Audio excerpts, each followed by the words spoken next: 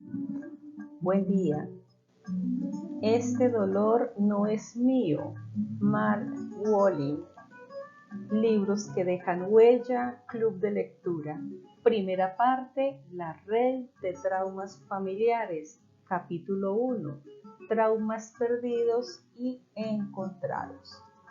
El pasado no muere nunca, ni siquiera ha pasado. William Faulkner. Requiem por una monja. Los traumas tienen una característica bien documentada y que nos resulta familiar a muchos. Nos impiden articular lo que nos pasa. No solo nos quedamos sin palabras, sino que además nos alteran la memoria. En el transcurso de un incidente traumático, nuestros procesos de pensamiento se pueden dispersar y desorganizar tanto que al final dejamos de reconocer que los recuerdos pertenecen al hecho inicial. En vez de ello, en el inconsciente se nos quedan grabados fragmentos de recuerdo dispersados en forma de imágenes, de sensaciones corporales y de palabras que pueden activarse más tarde por cualquier cosa que nos recuerde la experiencia de partida, por remota que sea. Cuando se desencadenan estos recuerdos, es como si hubiésemos pulsado un botón invisible de rebobinar que nos hace volver a repetir en nuestras vidas cotidianas aspectos del trauma original. Podemos reaccionar inconscientemente ante determinadas personas, hechos o situaciones de maneras antiguas y familiares que son el eco del pasado.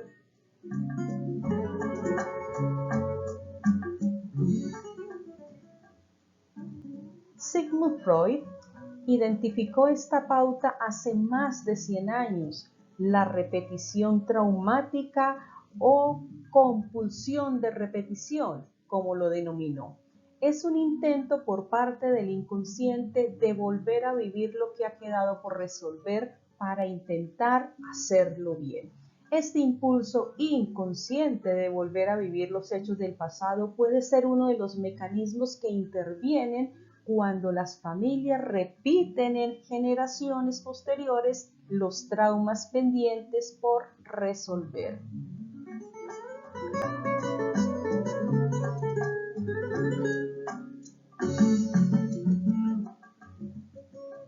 Carl Jung, contemporáneo de Freud, también creía que lo que queda inconsciente no se disuelve, sino que más bien vuelve a salir a relucir en nuestras vidas como si fuera un destino o nuestra suerte. Dijo que todo lo que no es consciente lo viviremos como nuestro destino. Expresado de otro modo, tendremos que seguir repitiendo nuestras pautas inconscientes hasta que las saquemos a la luz de la conciencia.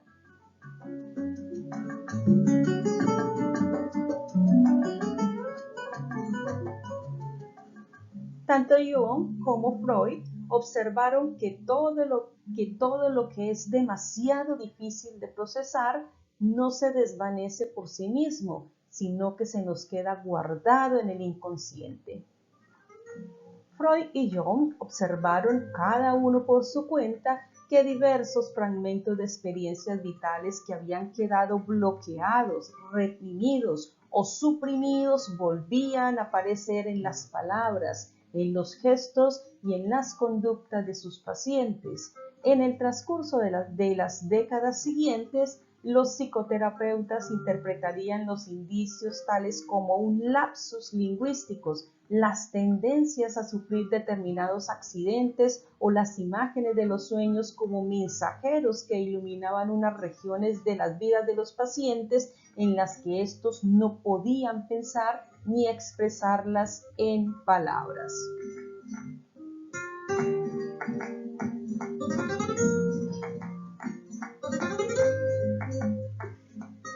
Gracias a los últimos avances médicos en las técnicas de imagen, los investigadores han podido estudiar cuáles son las funciones cerebrales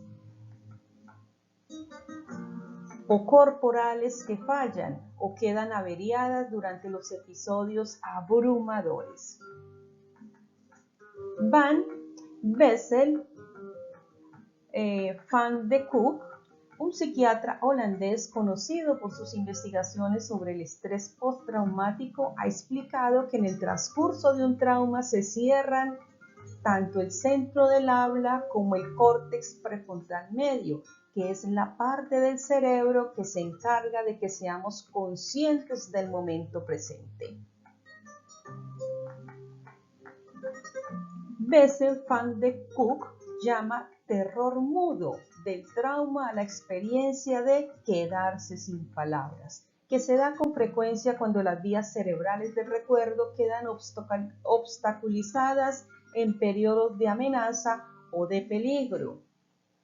Afirma, cuando las personas reviven en sus experiencias traumáticas, los lóbulos centrales quedan afectados y, en consecuencia, al individuo le cuesta pensar y hablar. Ya no es capaz de comunicar con exactitud ni a los demás ni a sí mismo lo que está pasando.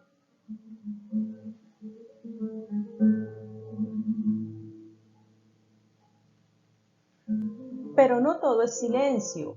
Las palabras, las imágenes y los impulsos que se fragmentan tras un hecho traumático vuelven a surgir para formar un lenguaje secreto de nuestro sufrimiento que llevamos encima.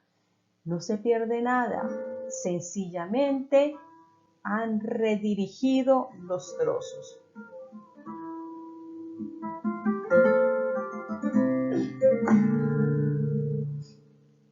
Las nuevas tendencias de la psicoterapia empiezan a mirar más allá de los traumas del individuo para tener en cuenta en el cuadro general los hechos traumáticos de la historia familiar y social.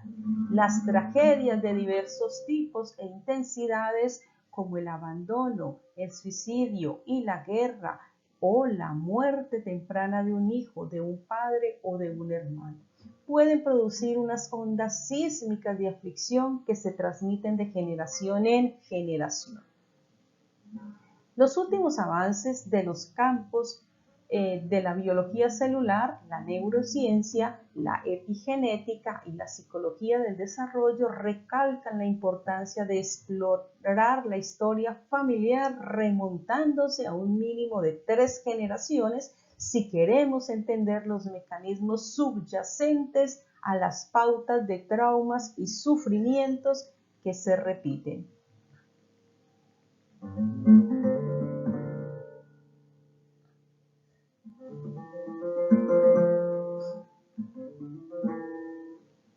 El caso que expondré a continuación nos presenta un ejemplo muy notable de ello.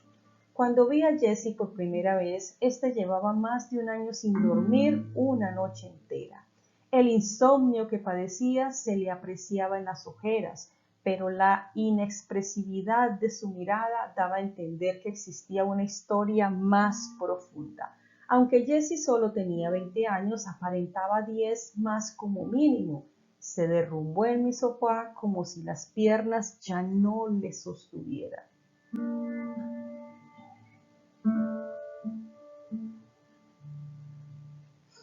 Jesse me explicó que había sido deportista destacado y estudiante sobresaliente, pero que con el insomnio pertinaz había caído en una espiral persistente de depresión y desánimo. A consecuencia de ello, había tenido que dejar los estudios universitarios, lo cual a su vez le había hecho perder la beca deportiva como jugador de béisbol que tanto le había costado ganar. Buscaba desesperadamente a alguien que pudiera ayudarle a orientar su vida de nuevo. En el último año había acudido a 3 médicos, 2 psicólogos, una clínica de sueño y un naturópata. Según me contó con voz monótona, ninguno de ellos había sido capaz de brindarle ninguna ayuda ni ninguna idea tangible. Jesse, que me relataba su caso sin apenas levantar la vista del suelo, me confesó que estaba al límite de sus fuerzas.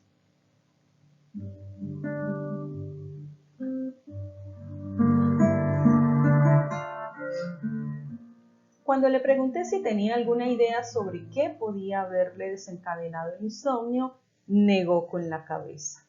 Me dijo que había dormido bien siempre, hasta que una noche, después del día en que cumplió los 19 años, se despertó de pronto a las 3:30 de la madrugada.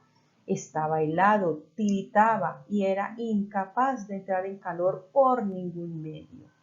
3 horas más tarde, y después de haberse echado varias mantas más, Jesse seguía despierto del todo. No solo tenía frío y estaba cansado, sino que lo dominaba un miedo extraño que no había sentido nunca hasta entonces.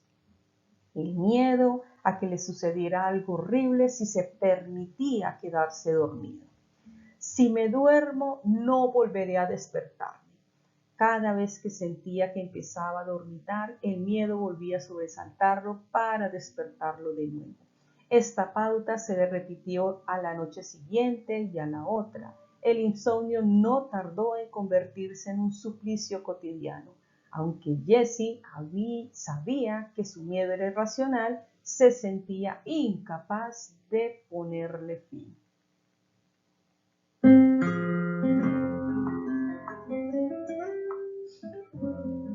Escuché a Jesse con atención. Lo que más me llamaba la atención era un detalle poco común. Había dicho que poco antes del primer episodio había sentido mucho frío, que se sentía helado. Empecé a explorar con Jesse este aspecto y le pregunté si alguien de la familia paterna o materna había tenido algún trauma que tuviera que ver con frío o dormido o con cumplir los 19.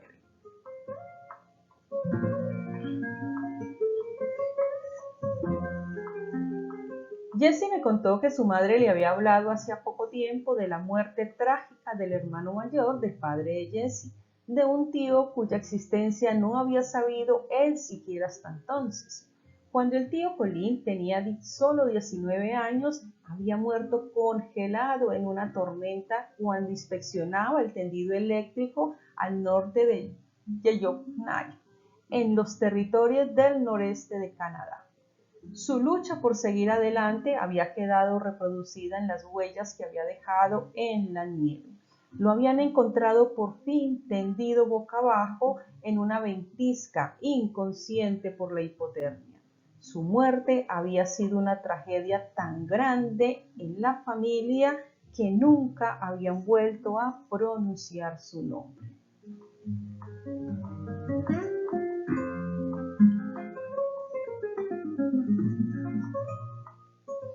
Ahora, 3 décadas más tarde, Jesse estaba volviendo a vivir de manera inconsciente aspectos de la muerte de Colin. Más concretamente, el terror a dejarse caer en la inconsciencia. Para Colin, aquel dejarse caer había significado su muerte. Jesse debía sentir lo mismo respecto a quedarse dormido.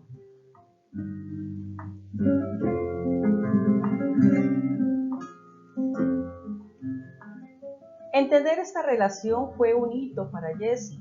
Cuando hubo comprendido que su insomnio procedía de un hecho que había tenido lugar 30 años antes, su miedo a quedarse dormido por fin tuvo una explicación. Ya no podía emprender el proceso de la curación. Jesse aplicó unas herramientas que aprendió trabajando conmigo y que explicaré en detalle en este libro, y pudo desembarazarse del trauma que había sufrido un tío suyo al que no había llegado a conocer, pero cuyo terror había asumido él inconscientemente como propio. Jesse no solo se sintió liberado de la niebla espesa del insomnio, sino que alcanzó un sentimiento más profundo de conexión con su familiar actual y pasada.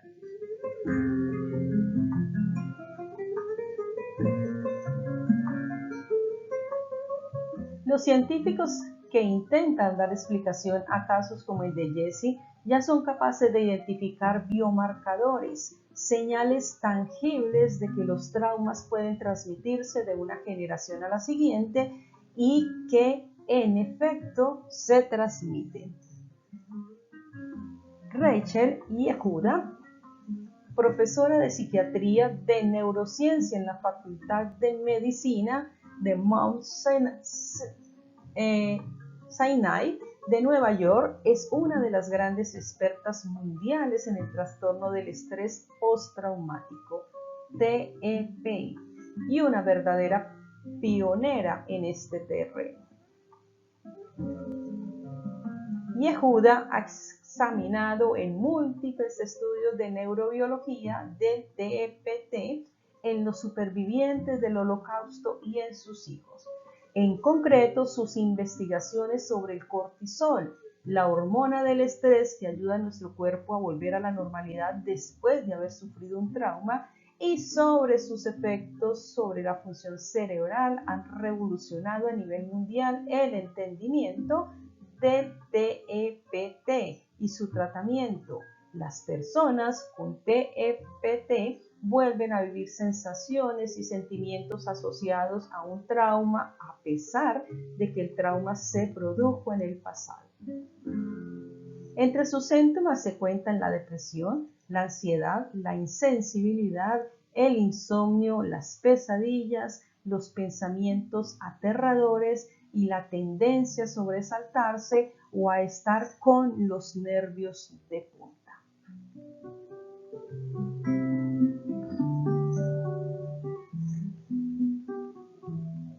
Yehuda y su equipo observaron que los hijos de los supervivientes del Holocausto que tenían TEPT nacían con niveles de cortisol bajo, semejantes al de los padres, con lo que estaban predispuestos a volver a vivir los síntomas del TEPT de la generación anterior.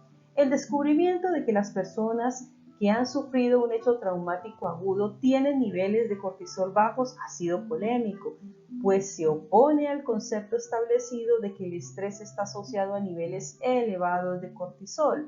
Más concretamente, en casos de TEPT crónico se puede reprimir la producción de cortisol, lo que contribuye a la presencia de los bajos niveles observados tanto en supervivientes como en sus hijos.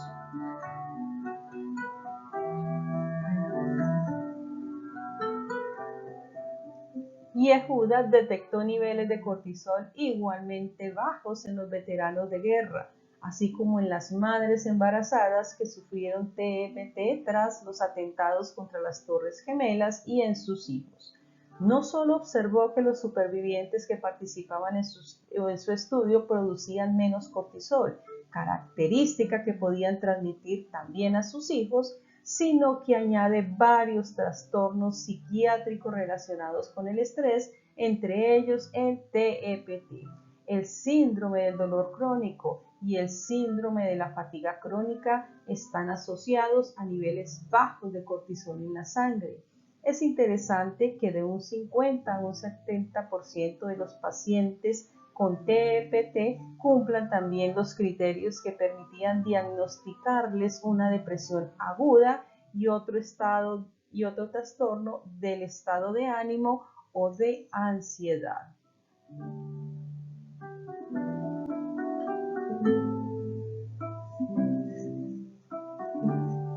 Las investigaciones de Yehuda ponen de manifiesto que tú y yo tenemos el triple de probabilidades de tener síntomas de TEPT si nuestro padre o nuestra madre tuvieron TEPT y que es probable que padezcamos depresión o ansiedad a consecuencia de ello.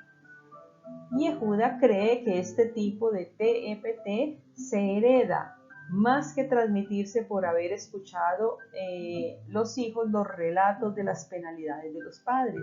Yehuda fue una de las primeras personas en demostrar que los descendientes de los supervivientes portan los síntomas físicos y emocionales de unos traumas que ellos no han vivido directamente.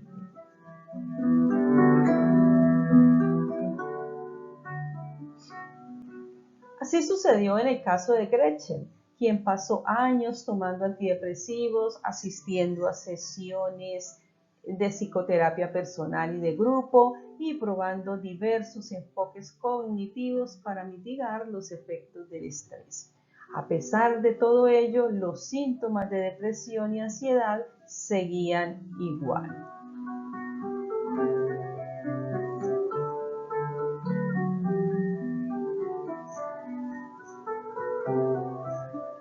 Gretchen me dijo que ya no tenía ganas de vivir. Llevaba padeciendo desde siempre que ella recordase unas emociones que eran tan intensas que apenas era capaz de soportar sus embates cuando le invadían el cuerpo. Gretchen había ingresado varias veces en un hospital psiquiátrico donde le diagnosticaron un trastorno bipolar con ansiedad aguda. La medicación le aportaba algún alivio, pero sin llegar a mitigar los potentes impulsos suicidas que vivían dentro de ella. De adolescente se autolesionaba quemándose con la punta de un cigarrillo. Gretchen ya tenía 39 años y estaba harta. Me dijo que en su depresión y ansiedad le habían impedido casarse y tener hijos. Me explicó con voz sorprendentemente tranquila que pensaba suicidarse antes de su próximo cumpleaños.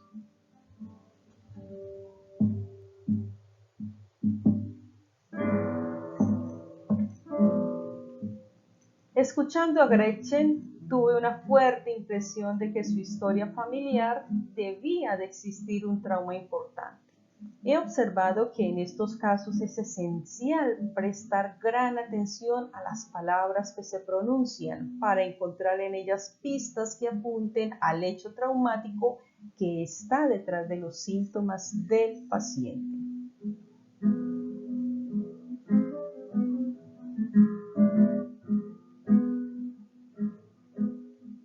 Cuando pregunté a Gretchen cómo tenía pensado suicidarse, me dijo que iba a evaporarse. Aunque esto puede resultar incomprensible a primera vista, lo que pensaba era literalmente arrojarse a una cuba de acero fundido en los altos hornos donde trabajaba su hermano.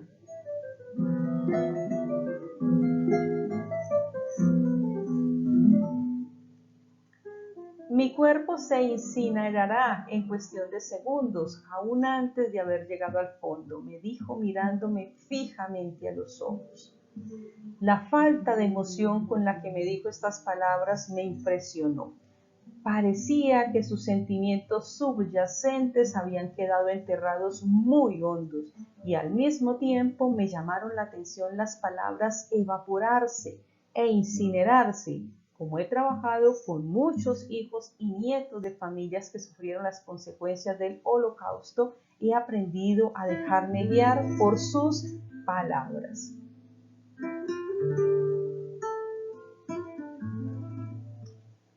Le pregunté si tenía familiares judíos que hubieran participado en el Holocausto. Gretchen me dijo que no en un primer momento, pero después se desdijo y recordó la historia de su abuela. Esta había nacido en Polonia en el seno de una familia judía, pero se había convertido al catolicismo cuando emigró a los Estados Unidos y se casó con el abuelo de Gretchen en 1946. 2 años antes, toda la familia de la abuela había perecido en los hornos de Auschwitz. Literalmente los habían gaseado, inundado con vapores venenosos y los habían incinerado. Ningún familiar próximo de Gretchen hablaba nunca con su abuela de la guerra ni de la suerte que había corrido sus hermanos y sus padres. En vez de ello, como suele suceder en causas de traumas tan extremos, el tema se evitaba por completo.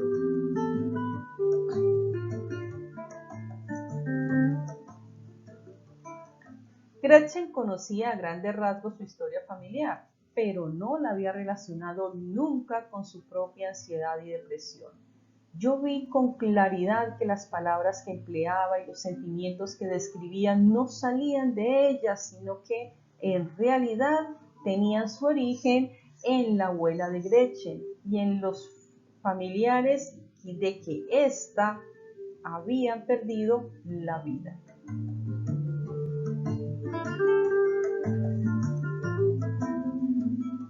Expliqué esta relación a Gretchen, que me escuchó con gran atención. Abría mucho los ojos y le asomaba el color en las mejillas. Me daba cuenta de que lo que le decía le llegaba hondo. Gretchen tenía por fin una explicación de sus sufrimientos que ahora le parecía comprensible.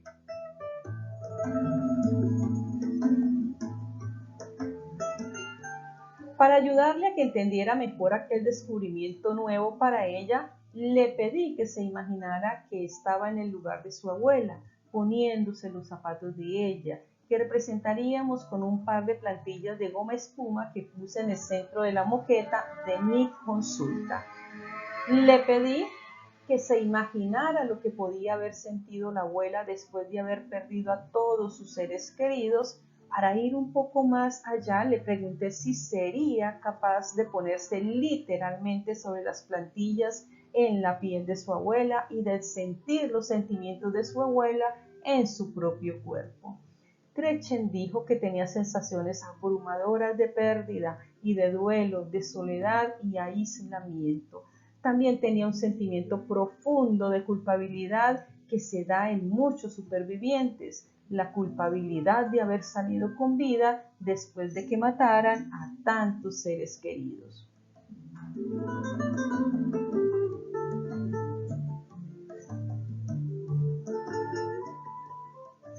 Para procesar un trauma, a los pacientes les suele resultar útil pasar por una vivencia directa de los sentimientos y sensaciones que han mantenido sumergidos en su cuerpo.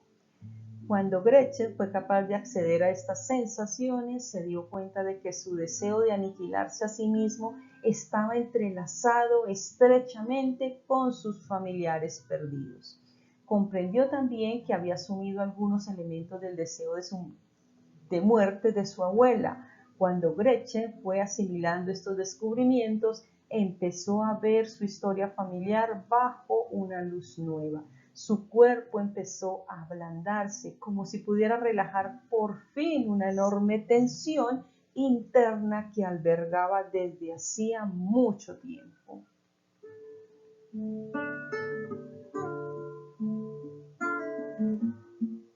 Como es el caso de Jessie, el reconocimiento por parte de Gretchen de que su trauma estaba enterrado en la historia callada de su familia no fue más que el primer paso en su proceso de curación.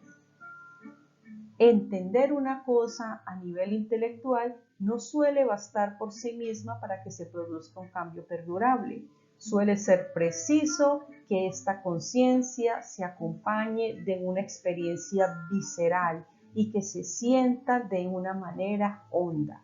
Exploraremos con mayor detalle los modos de integrar plenamente la curación para poder por fin soltar las heridas de las generaciones pasadas.